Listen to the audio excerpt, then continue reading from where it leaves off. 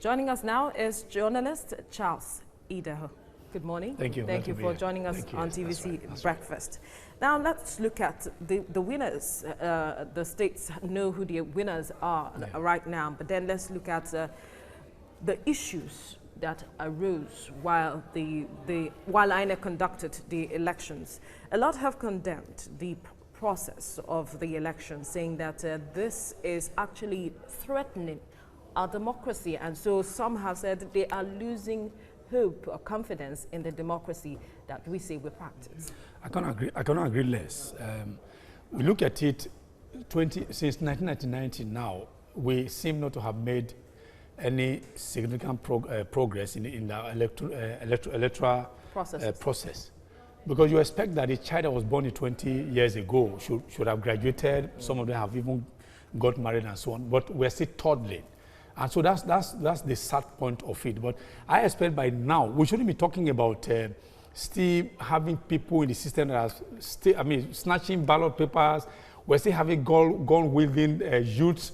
We're still having violence. At 20 years into unbroken democracy. But we have so the question, what have we personnel learned? That was deployed to the states. It's part of this. It's part of the system. Because when you over-militarize a system, what you are calling for is that, in fact, that on its own is even telling people that this is like a state of war.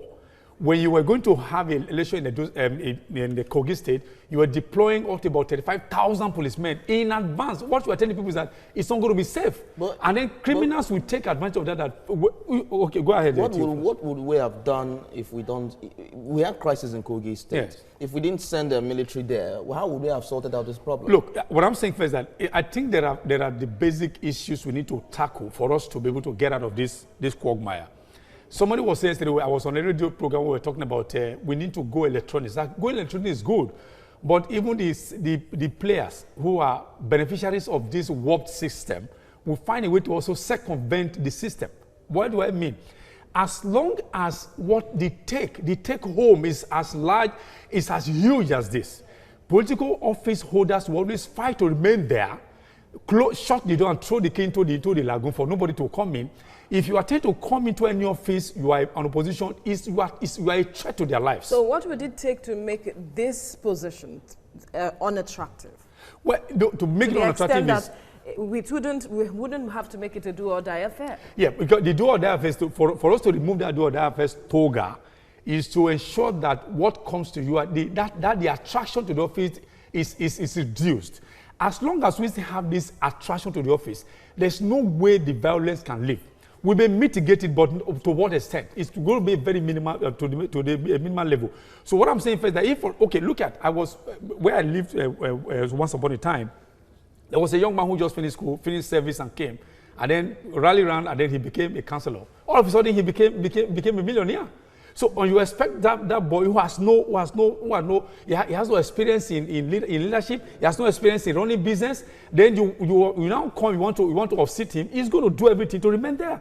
And then he will arm boys to make sure that he shuts out everything. So because what is coming to him is the attraction. If the attraction is less attractive, as I'm saying, then you can begin to see people of means. What is obtained in other climes is not also attractive because we don't see this kind of militarization or the level of violence. Well, but the question is, I did not there have been comparisons about our politicians, what they earn. They said we are the highest paid political office holders in the world. So if we say we are the highest paid, it means that those people who are less paid, the attraction there is, for them, when they get in there to serve. In Australia, for instance, I'm trying to do research on it, that those people that vie for the office of councillorship as well, they are retired public office holders.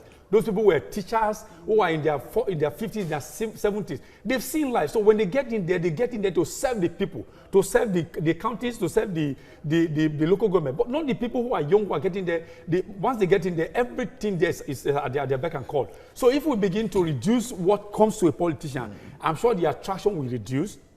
Then the violence can, of course, be taken out of the system. We can all beat our chest to say, indeed, we have an enduring system that all of us can be proud of. But as it is now, because of the attraction, there's no way we can totally And I would underline that word, eliminate violence in elections. And it's quite sad and it's saddening. Okay, since we can't do that, what's the take home for INEC? Now, how do you think INEC in the next elections coming up next year in Edo State, how do you think INEC should mitigate this problem such that we don't have the same issues in the next election? This same issue, the always arise. I just told you. Because I don't you mentioned now, it's not an isolation. I do is in Nigeria.